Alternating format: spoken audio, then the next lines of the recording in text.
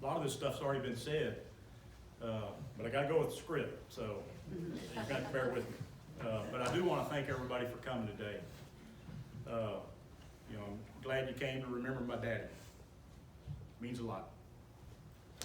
Want to thank Rodney for handling this service today. We had some notes about what Dad wanted to happen at his funeral, and he wanted Reed Schaub to do the service. And we really didn't have a backup plan. I guess we just thought Reed would just be with us forever. But it's good to have a good friend like Rodney to step up and take care of this for us. It means a lot. You know, you've been hearing about friends. You know, if you want to have a friend, you got to be a friend. And one thing about my daddy, he always had a lot of friends.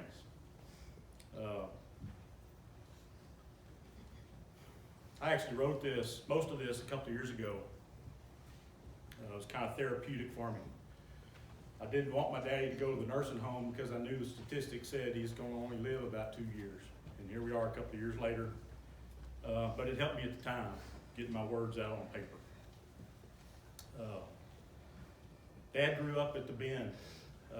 Just seems like a beautiful place to grow up, right? Gotta be, yeah. Spent his life, or he had family on both sides of the river, and he spent his life playing outside and fishing and playing with friends, but he had to help his family with the farm too. He told us stories about catching minnows, sell them to the fishermen for a nickel apiece. Sounds like paradise, but the times were hard and everybody had to work really hard just to scratch out a living. According to Granny, his mom, he might have been babied a little bit when he was really young. Mama and Aunt Effie took care of him, and according to her, they let him get away with murder. That didn't last long though. When he was old enough to reach the pedal, or when he was big enough to reach the pedals on the tractor, about 7 or 8 years old, that's when he started to toughen up and had to help the men out in the field. So when he was about 7 or 8, Dad would tell stories about driving the tractor while all the men were back behind him. They were in a cornfield and they were picking ears of corn and throwing them in the back of the trailer. But every once in a while, Uncle Lamar wasn't a very good shot, and he'd hit Dad in the back of the head with an ear of corn. One time he just had enough, and he got his 8-year-old little self off that tractor and marched off and said he wasn't ever coming back. But you had to be tough to survive out in the country, and you had to be even tougher to survive Uncle Lamar. He said he started smoking under the bridge when he was about 10. And he's told stories about jumping off the bridge and grabbing the branches off a willow tree that let you down all the way to the ground. I don't know, Philip. My dad never sounded very adventurous to me. He had another story about riding the school bus, and it was so cold. Bus driver wouldn't turn on the heat, so one of the guys in the back of the bus tore out one of the seats and used it for kindling and started a fire in the back of the bus. I know who it was, and I could tell you, but I'm not sure what the statute of limitations is.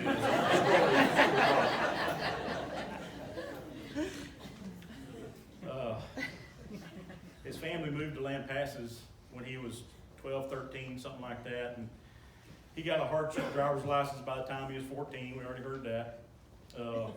And he got a job as a car hop at Storms, very cute back then. And to hear Dad talk about it, it was just short of slave labor.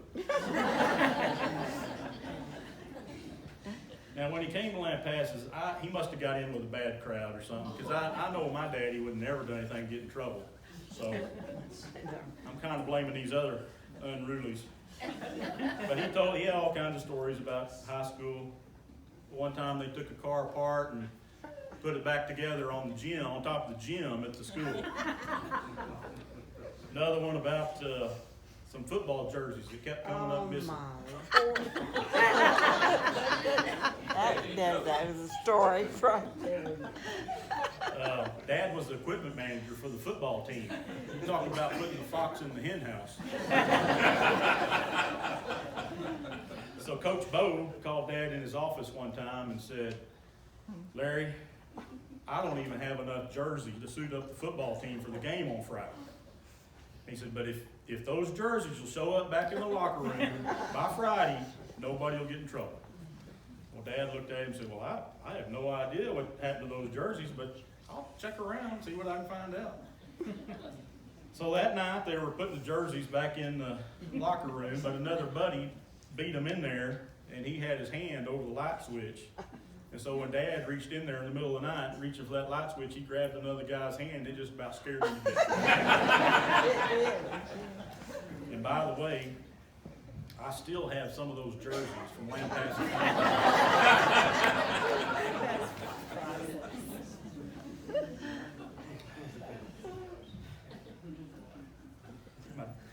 My daddy had some really funny stories, and he could really tell them too. He was working at the Triangle gas station whenever he met my mom one Friday night at Storms, Dairy Cube. I won't bore you with all the sordid details, but let's just say that Mom was on a date with another guy when Dad swooped in, poured on the charm, and, well, the rest is history. It was 57 years last February. So, by the time me and Pam came along, he wasn't that fun guy from his youth. He was strictly in provider mode. We've already talked about it. He worked for the soil conservation, and Dad and Galen Smith would drive all over the state of Texas in a little Volvo, and it sounded like they drove at 100 miles an hour anywhere they went. And then he started working for civil service, locksmith, and then finally wound up as a fireman, and I think that was his true calling. And he really enjoyed the camaraderie and all the teasing, and so you touched on it. I think every guy he worked with had a different nickname for him. And the only one that I didn't hear you mention was Chubby Cheeks. I kind of like that one. I don't resemble that at all. You're supposed to stay quiet back there.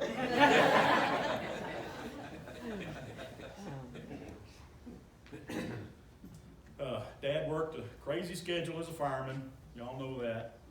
And when he wasn't there, he was helping his friend Buddy Perry with his plumbing business. And when he wasn't there, he was ranching with his best friend Galen.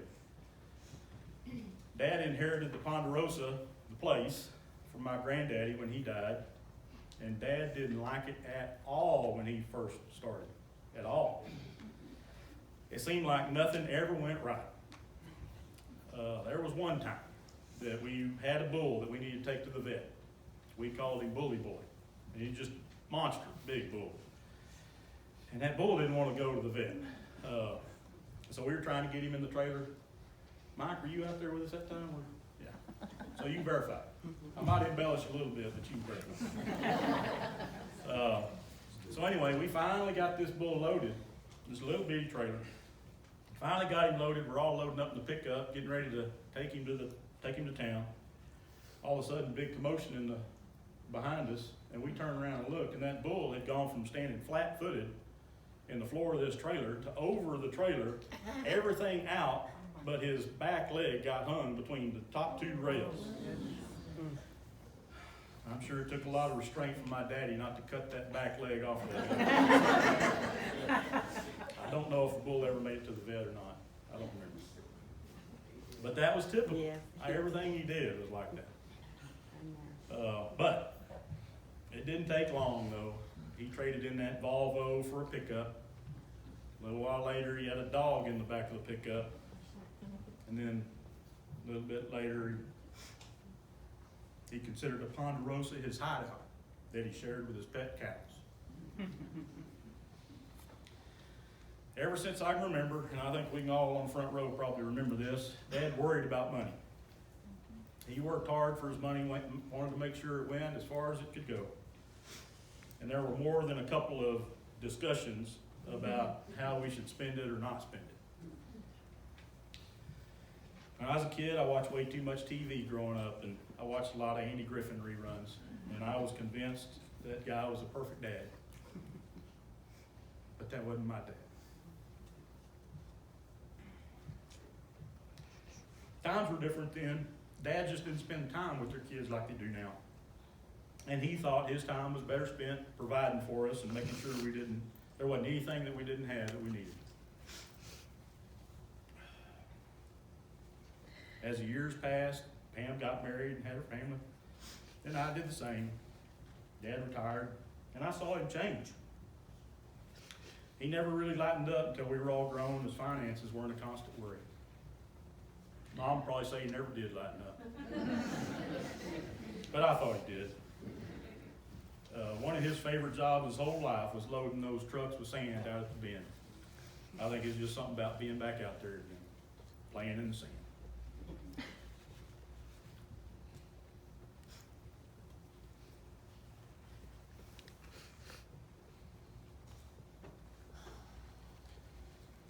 He really enjoyed his time with his grandkids. He's a real trooper. We drug him all over the country. And he was cheering from the sidelines all the time.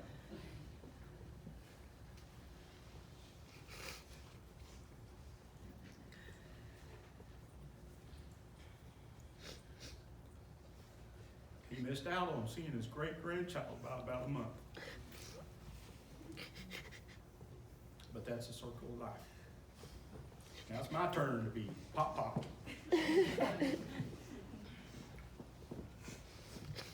But the thing that changed for me was that he finally saw me as a grown man. He never really related well to me when I was a kid. But as a grown-up, we were equals. And we became friends, really good friends. For years, he came by my office every day, pick up the newspaper, and we'd visit. We talked about anything and everything. Well, you know, throughout my life, there's one thing we didn't talk about. We never did talk about the birds and the bees. Which reminds me, one time before me and Sonia got married, we were over at their house watching TV, and I was sitting there with my feet on the coffee table, and she was kind of beside me, and Dad was in his recliner, Mom's on the couch, and Sonia leans over and gives me a kiss. Dad slammed that recliner down, got right in my face and said, "Why don't you just get a damn room?"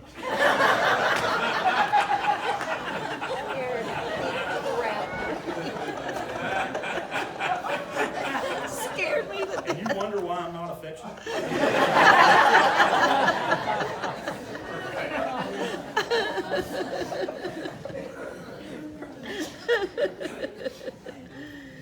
For a few years, I saw him nearly every day, and I could make him laugh. And he gave me advice. He asked me for advice. It was really special.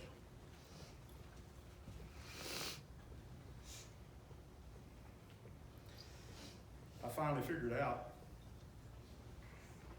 that I had the exact dad that I always wanted. But everything happens on God's time, not mine.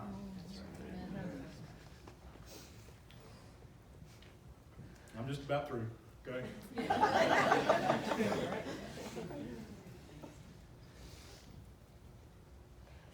I learned a lot from Dad.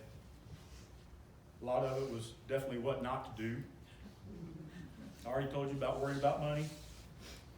Before I left for college, I never did really ask much from Dad, and he never gave me a whole lot, but he said he always had some money stashed in his wallet.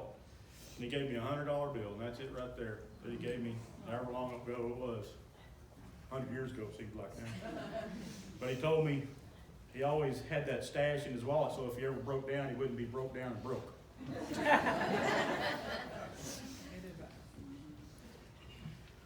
I got a lot of my work ethic from him, and definitely got my independent nature from him. If any of you firemen ever missed that short fuse or that Morris temper, it did get passed on, but not to me.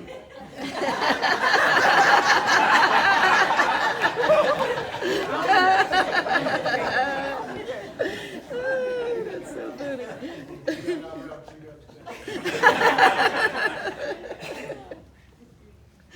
The main thing I learned from Dad was tomorrow's not guaranteed. It's not guaranteed for me, it's not guaranteed for you. And it ain't about money, and it ain't about work. It's about relationships. So in closing, I'm sure gonna miss those pretty blue eyes. and I know y'all will too. No more forgetting your name, no more nursing home, no more confusion, no more bruised arms, no more being lost. He's home.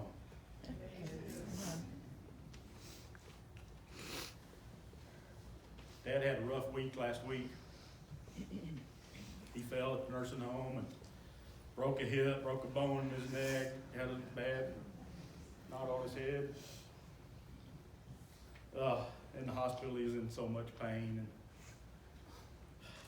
he was hurting, he was confused, he couldn't communicate. It's hard to watch. But God's so good. He went through the surgery and got him back to Lampasas, and before he died, we got this little window of my old daddy. We walked in that room, and he had a big smile on his face. He welcomed us in. We talked. I love you too. Where'd that come from? I had no doubt. Next day, he was gone.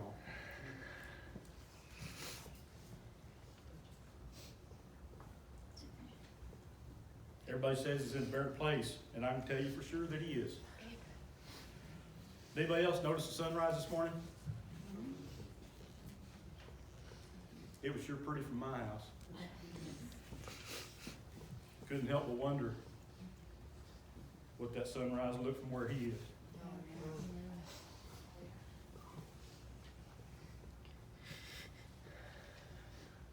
I guarantee he's already found his buddies, friends, Buddy and Galen. Guarantee you they got a beer in their hand. They got something cooking on the grill. And they're telling each other lies and laughing all day long. Will y'all pray with me?